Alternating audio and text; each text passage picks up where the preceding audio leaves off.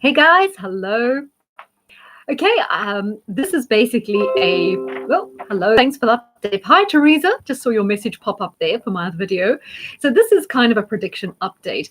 If you guys watched my Prince Andrew podcast, you will have known at the end of that, I predicted that Harry and Meghan were going to quit as frontline royals. I don't think I used exactly those words. Those are the words the media are using. But basically, I predicted they'd be stepping aside and pursuing a more political role.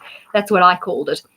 And as you know, that did happen. I think, it was about 2 days after my prediction, the news came out. So one of my fastest prediction kind of outcomes, other than the plane that came down, because I said about in my Iran prediction about that happening too. So I just wanted to do a little bit of an update on that. What I think is quite interesting is it's coming out now that they were back in March, they were doing their website and getting all the copyright for the branding. And apparently about 100 different names were copyrighted for this new sort of branding thing, Brand Sussex, right? So that was all in operation all of last year. So it seems that they've been planning this for quite a long time. So though it appears to have been sprung on everybody, it's been in prep for quite a while. You note with Harry and Meghan that the Guardian and newspapers like that are traditionally anti-royalists because they're Republicans, but they're kind of okay with Harry and Meghan because they sort of progressives. So it seems now that the delineating marks, are they progressive or aren't they? And if they're progressive, they're okay, even if they're part of something like the monarchy, which technically the Guardian doesn't agree with. Okay, what I'm quite interested is how they say they want to collaborate with the royals. I mean, what do they think this is, an album? I mean, you're talking about a centuries old institution you're going to collaborate with. I mean, it's not like jamming in the studio, is it?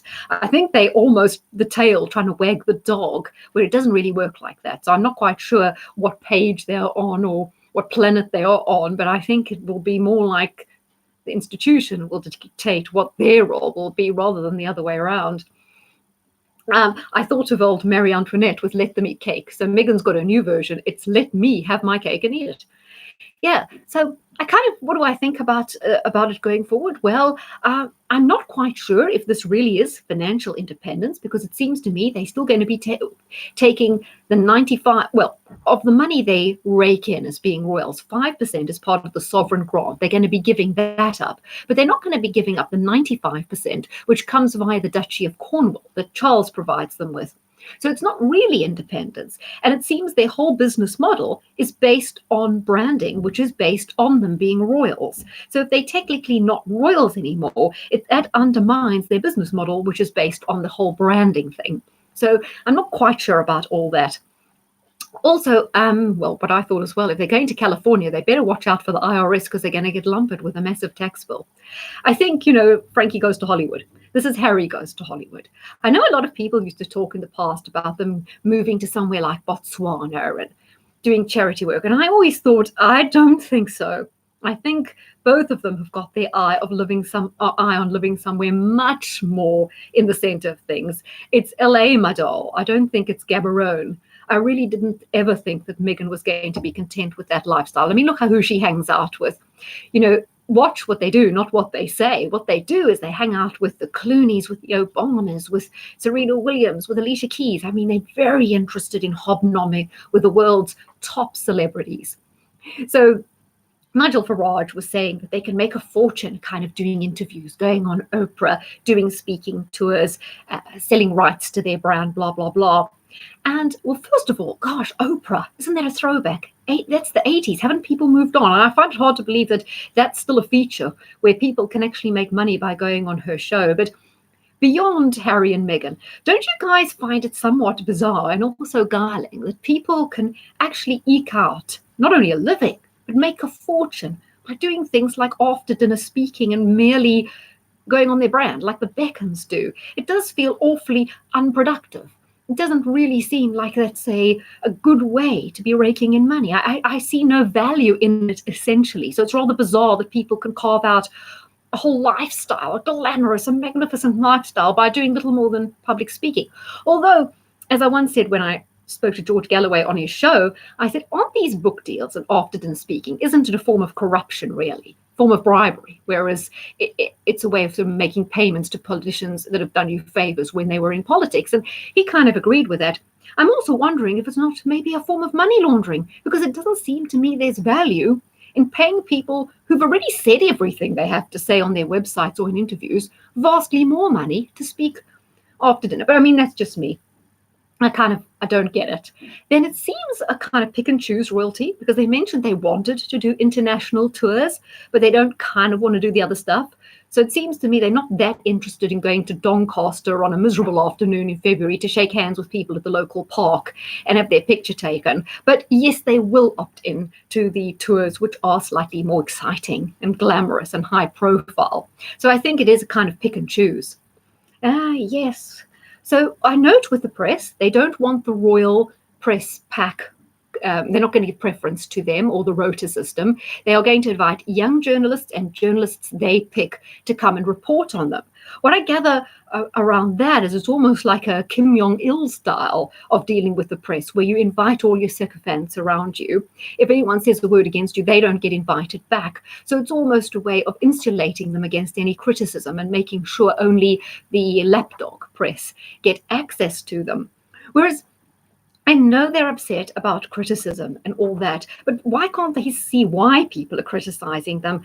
People always criticize hypocrisy. So maybe they needed to step back, and instead of being so reactionary and feeling so sensitive and so subjective about the criticism, I think they needed to take on board why it was happening, because it certainly would have been easy for them to stop that criticism by making a few small changes in their behavior. They could have had a very positive effect. And I think they could have got a lot better press if they just adjusted the way they played things. I mean, you've got to realize in this world, half people maybe are on the woke bandwagon, half of them aren't. And so if you're going to go that direction, you are going to alienate vast swathes of people. So yeah, and I saw a clip on Sky News where Harry was very, very abrupt with Rhiannon Mills, who's their royal correspondent. I quite like Rhiannon. I mean, she's not like Kay Burley, who is a lot more confrontational. She's quite a nice woman, so it seemed unfortunate to me that Harry was so sort of abrupt and rude with her. But I think they've allowed this whole press thing to get the better of them, rather than just being the bigger people, rising above it and just learning to deal with it. Because obviously anyone in public life, it takes a while to learn how to cope with the press, but they don't want to learn. They just want to insulate themselves from it, which none of us should do. I mean, even coming on here as a YouTuber, you have to be prepared for a certain level of criticism, and you have to think about how you might deal with it, or kind of, you stay away from it. So anyway, I think I mentioned a couple of things. I just wanted to follow up because obviously I made the prediction. We'll see what happens going forward. Just wanted to add my comments to that to you guys. Hi, Graham. Belated Happy New Year. Yes, Happy New Year to you as well. Thank you very much. By the way, guys, I've had some amazing, amazing comments. Always appreciate them. I try and sum up all the comments and I reply if I can. They're just brilliant. And you've been incredibly supportive of me. We've got a great group here. Hi, Jonathan. Yes, you're right. They want all the privileges, but they don't want the responsibilities. Yeah, I mean, don't they realize, obviously, you want to be part of that. It's like, any job. If you don't like the job you're in, if you're an accountant and you don't like it and you don't want to play ball and do those things, then you have to leave that job, but then you leave that salary. Every single job in the world comes with restrictions. I mean, look, these days, how many jobs you can get sacked for just saying something on Twitter. You're employed, you don't have free speech. So all of us have to take restrictions in life. No one's totally free. You can't just say and be who you want. So yes, there is a trade-off with everything in life, and I don't think they're seeing that. Yes, I know. I think it's unfortunate timing. It does seem rude, to put it that way. It does seem very ill-considered rude. As a PR effort, I think it's been as disastrous as Andrew going on that interview, obviously for very, very different reasons. But it's been an absolute PR backlash. I'm not sure how it's playing out in America, if it's playing out a little better. It definitely hasn't played out well. I think at the end of the day, I know that even staunch Republicans and people in the Labour Party who don't like royalty, they still respect the Queen. She's the one person that I think has almost universal support, even among people who are highly skeptical of royalty. But, if you go against her or do something that seemed to be rude to her, I don't think you're going to put yourself in good standing. Although I must say, I find listening to LBC, a lot of people were phoning up especially men actually, oh, just let him have his own life, let him do his own thing. Well, yes, everyone wants to do their own thing, but then, he mustn't expect to have all the privileges, but they weren't thinking of that trade-off. And I think, oh my gosh, there are people like that. They probably mock people in North Korea, but they are actually being just as servile, in their own country by not asking questions. Then you get people who kind of are trying to bully other people out of expressing their opinion on Facebook by saying, oh, you don't know them, just stay out of it. They're just a couple. Yes, but any couple who wants to assume the limelight, anyone who wants to be in politics, it comes with that. So the whole thing of royalty is it needs public support, and therefore people are allowed to criticize it. And it thrives by people turning up to events, waving flags, and buying into it. As soon as people feel alienated and stop buying into it, it begins to fail. So you can't just say to people, well, don't say anything. You know nothing about them. It's none of your business. It kind of is our business, because the whole raison d'etre relies on us in terms of the publicity side, the PR side, and the constitutional side. So you can't shut us up about it. Now, I don't have many trollers, luckily, Jonathan, very few. I mean, obviously, people are going to disagree with me because on the right of politics, mainly. And, people sometimes are going to be upset with my attitude about climate change. Not everyone agrees with you. In life, I know Kirstie Alley said in the Big Brother house, she was really lovely, Kirstie Alley, and she said her mama told her, her mama from Kansas, no, not everyone's going to like you, and you're not going to like everybody. And that's fine. I really aim not to really offend anyone, but otherwise, difference of opinion, what can you do? She's a showbiz actress, not material for a UK royal. Spot on, Lisa. As an American, I'm shocked that she wasn't prepared for the position, but then it seems their plan has always been to walk away. Maybe it was. Once when I wrote to an old lecturer of mine in economics, and I said to him, I need a reference, right? Because I'm applying for a job in accounting. But I said, the thing is, I've been doing astrology. So he said, loads of people go straight from economics to accounting, but I've never met anyone who went from economics to astrology to accounting, and basically it's back to accounting now. But I mean, back to astrology now, because I didn't fancy accounting. But I think with Meghan, she's the first person to go from via Buckingham Palace or via royalty to Hollywood. Maybe that was always the plan. Attention seeker, and royalty was not enough in the spotlight. Maybe she didn't like the fact that it's basically Kate who's going to be queen, and they are second fiddle. Probably didn't suit her, but there were a lot of arguments about staff and everything. I just don't think she settled into the whole British way of thinking. It is an institution that has its rules, and obviously they weren't for her. So, okay, guys, I've got something else coming up on the gold price, a little bit more serious, less gossipy. So I hope you will tune in there. Droopy hubby, not enough attention.